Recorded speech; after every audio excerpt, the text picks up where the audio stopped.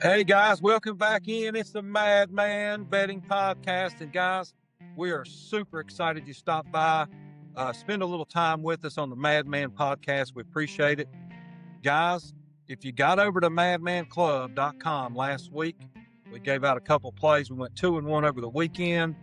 We had the Denver Broncos. We had the over on the Rams game. We did take the Rams plus 2.5, come up short. We're going to dive into a few of those plays as we go forward in the show here in a few minutes. First, I just want to thank everybody that stopped by, gets by our Facebook page, Instagram, TikTok, over to the YouTube page, also over on the podcast platform. Guys, we appreciate everybody. If you're here for the first time, make sure you smash that follow button. Make sure you smash that like button. Make some comments. We appreciate it. We want everybody to engage and talk about what we're talking about. We want everybody to be involved in all of our conversations, so we really appreciate that part as well. Guys, it looks like we're going to finish the year up quite a few units. We're well over 160 units on the year. We are going to change the way we bet our games going into next year. We're working on that right now as we speak. But guys, we're going to continue the podcast all the way through the summer up to August. We'll talk about the draft and everything else. We will not be doing any basketball. Football is our passion. Football is what we love to do.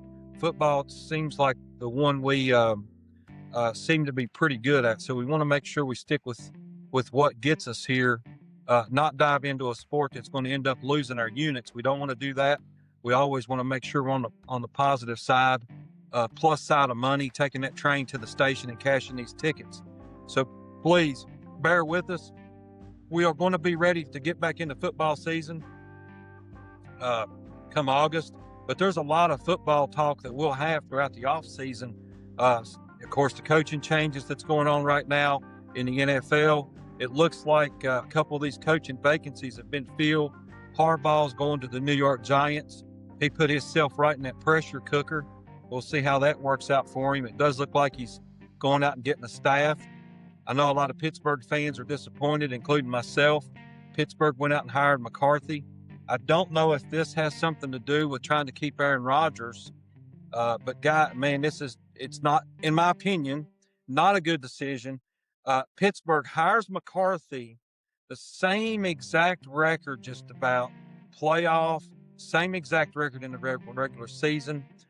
Just not a good decision, in my opinion, to go get McCarthy to be the next Pittsburgh Steelers head coach.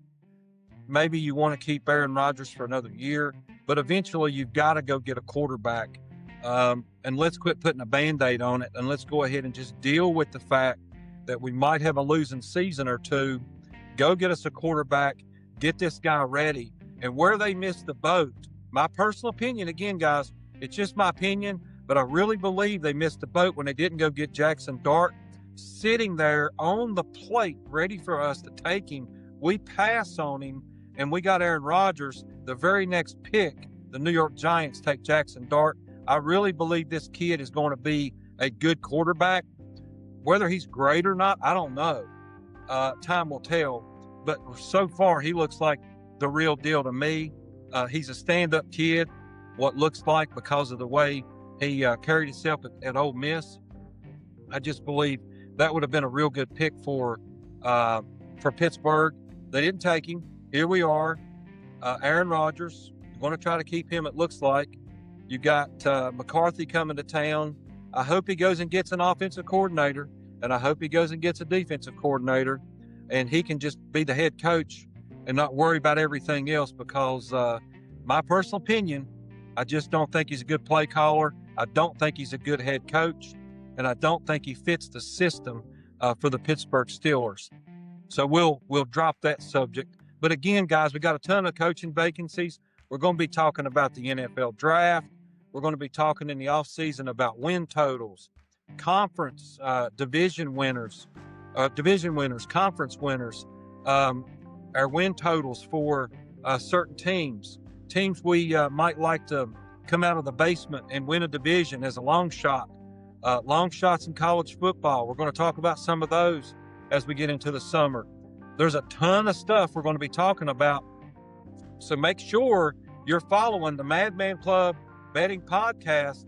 And as we get into next year, guys, we're going to be ready to rock and roll. We're going to increase our unit play. So instead of being a top play of a 5 unit, we're going to raise that top unit to a 10 unit.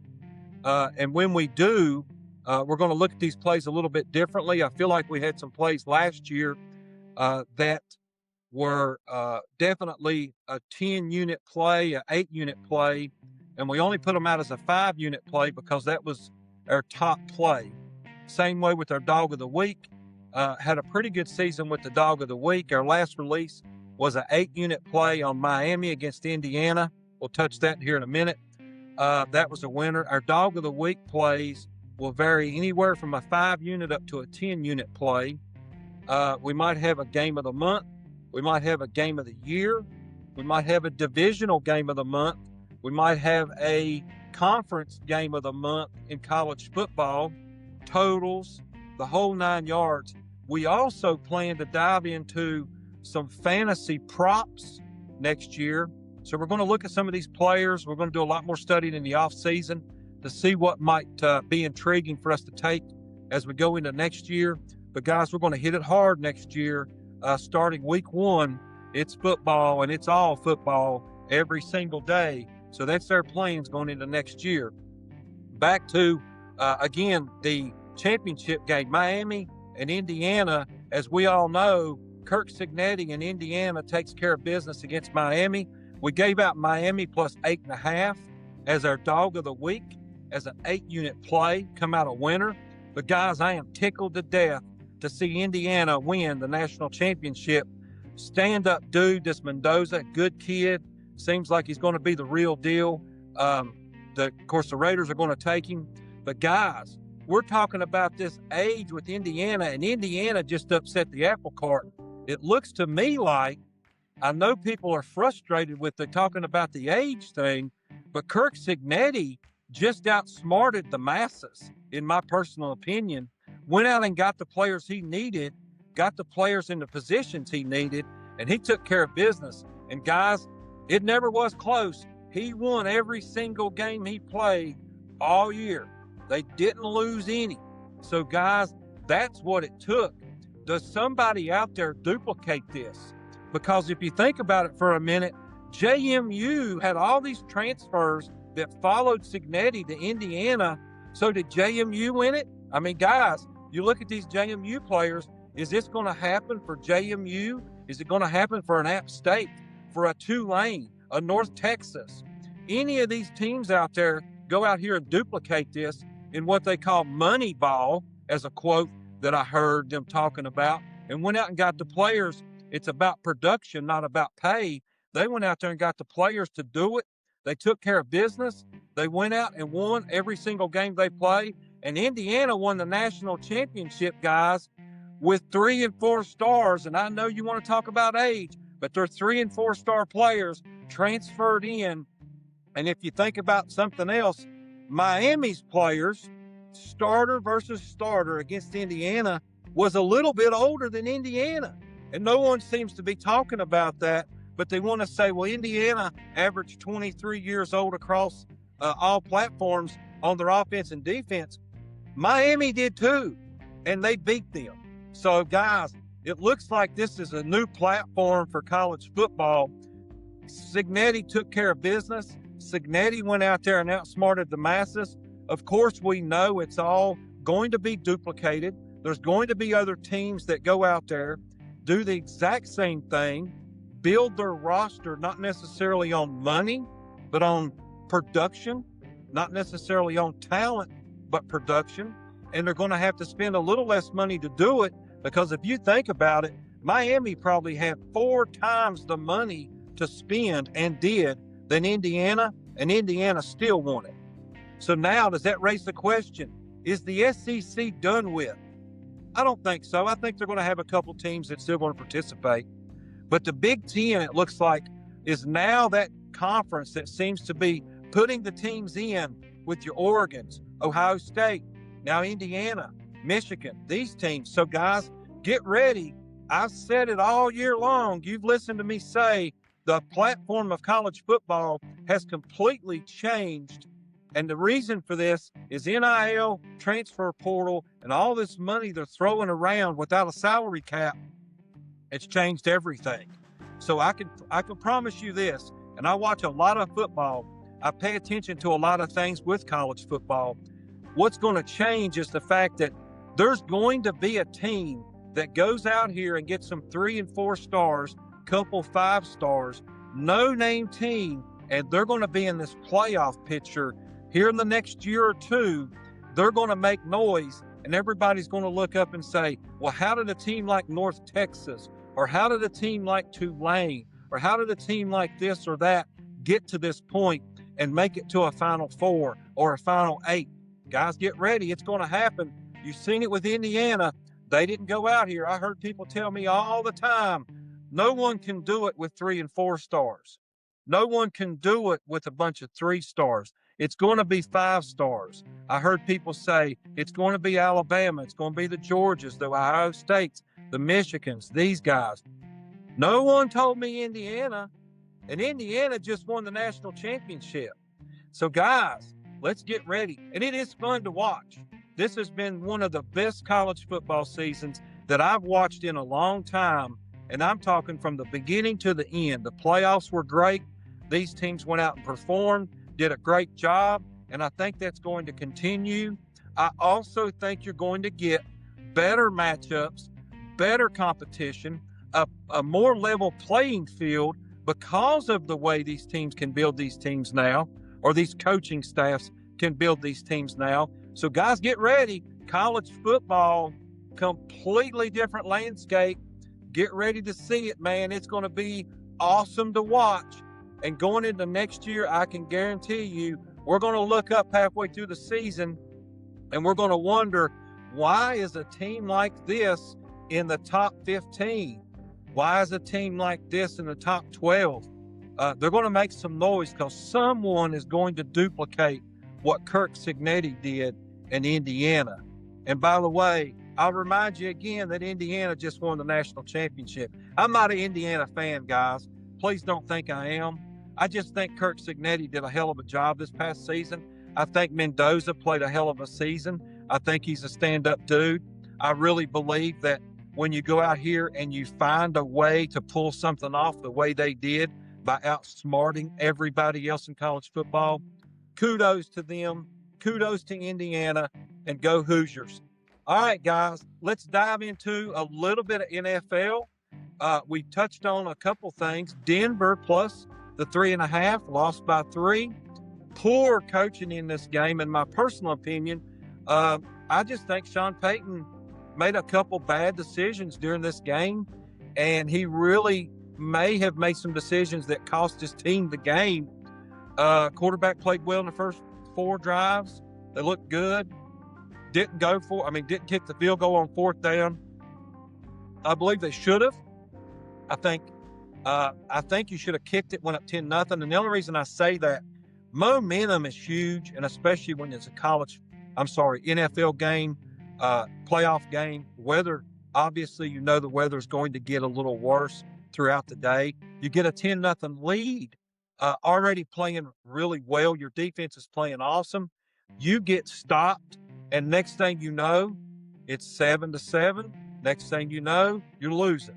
So I really believe he could have made some different play calls. I also think later in the game, when you're playing just to try to kick a field goal versus trying to score a touchdown, I think you tied your quarterback's hands, you tied your team's hands, you put yourself in a position to lose the game. And as everybody always says, I talk about it all the time, you got to play to win, not play not to lose. And they played not to lose, and they ended up losing, because that's what playing that way does. You end up losing the game because you thought you outsmarted the other team and was playing not to lose it and playing for a field goal to maybe tie late versus going for a touchdown. So New England's on their way to the Super Bowl, guys. Here we go again. Down for a couple years, and they're right back in the Super Bowl. They just seem to have a way of figuring it out. Vrabel, hell of a coach, hell of a dude, was a hell of a player. He's done a great job taking over for New England. Drake May has played well. He's had a couple issues. The offense hasn't been great, but their darn defense, man, is playing lights out right now. If they can figure out a way to play defense against Seattle and maybe slow them down, who knows? New England might be the team to win it. I don't know. We're gonna take a deeper dive right now. That line is Seattle -4.5. The total sits at 45.5. And it's going to be interesting. I think both teams can score some points. The only team I've seen figure the defense out for Seattle is the Rams. No one else has scored on them. So good luck, Vrabel, and good luck, Drake May. Could be a long day for you guys. But anyway, New England wins the game. New England is going to the Super Bowl. And we gave you Denver +3.5, so we hit that one. The other game we're talking about, guys, is the Seattle game, Seattle and the Rams. Gave you the over, gave you the Rams +2.5. It looks like looked like the Rams might find a way to win that game late. However, turnover, special. We're going to be diving into that game, the Seattle Rams game, here in just a few minutes. But first, guys, we're going to take a real quick break. Before we do, make sure you get over to madmanclub.com, check out our website, get over to our TikTok page, check us out over on Facebook. Guys, we're on Facebook, Instagram, TikTok. Over on the YouTube channel, you can see all of our videos, all of our short reels over on the YouTube channel. We're on all of the podcast platforms. So, guys, just make sure you get over there. Tell a friend. Let them get on there. Make sure you smash that follow button. We want to just continue to grow this podcast, also continue to grow our following so we can go into next year again, guys, and taking that train to the station and cashing these tickets week after week. So far, up over 160 units on the year. Again, I mentioned earlier, we gave out Denver +3.5 winner. Gave out the Rams +2.5 was a loser. Gave out the over on the Rams game, and that was a winner. So pretty good week this past week. And again, guys, as you know, we gave out our dog of the week last weekend, which was Miami plus the 8.5 against Indiana. Got the cover. Indiana got the win. But that 8.5 point dog of the week came in big for us. So, guys, again, thank you for following us. Tell a friend, smash that follow button. We'll be back in just a couple minutes.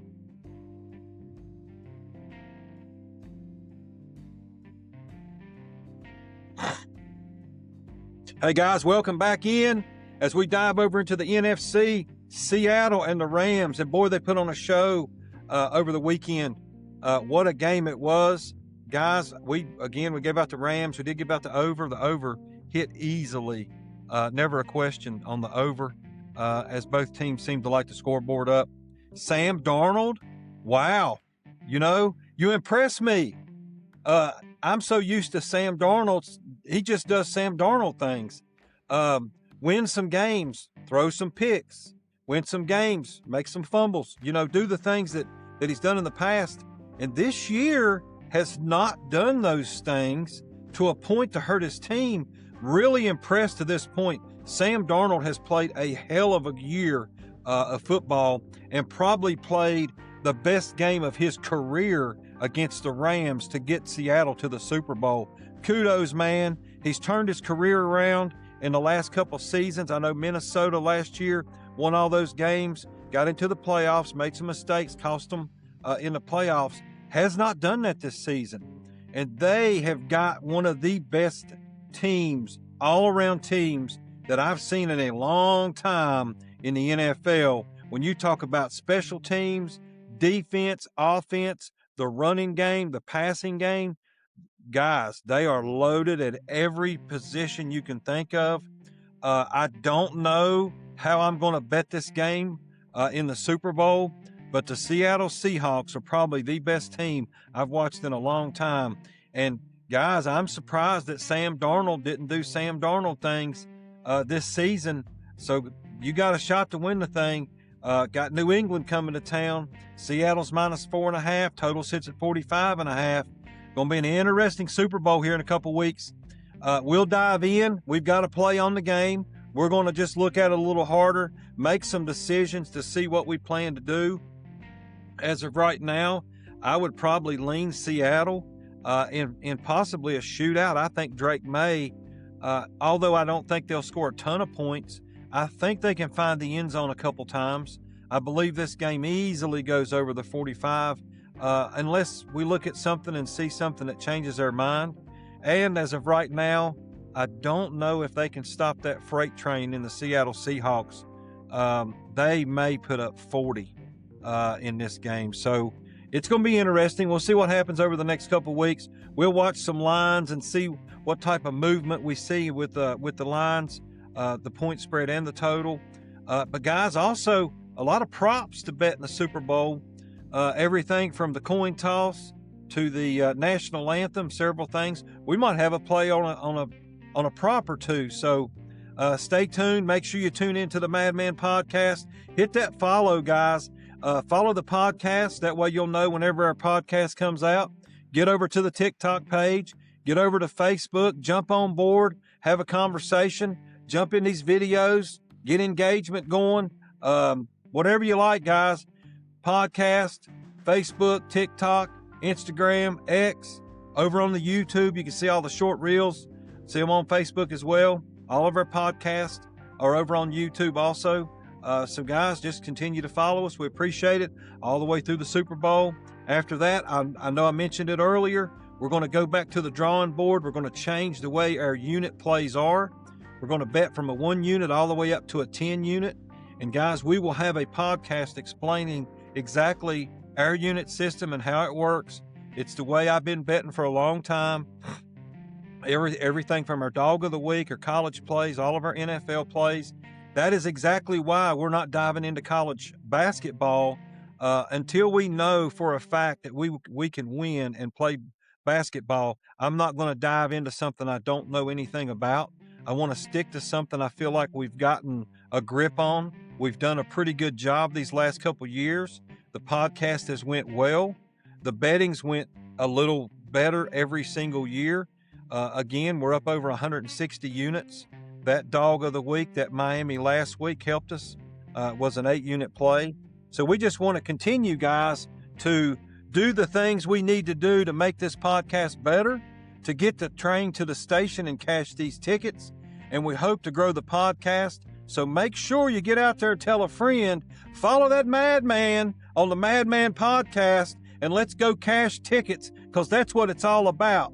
Guys, that is a wrap for today's show. We will dive into the Super Bowl here in a week or two. But remember, bet smart and bet like a madman.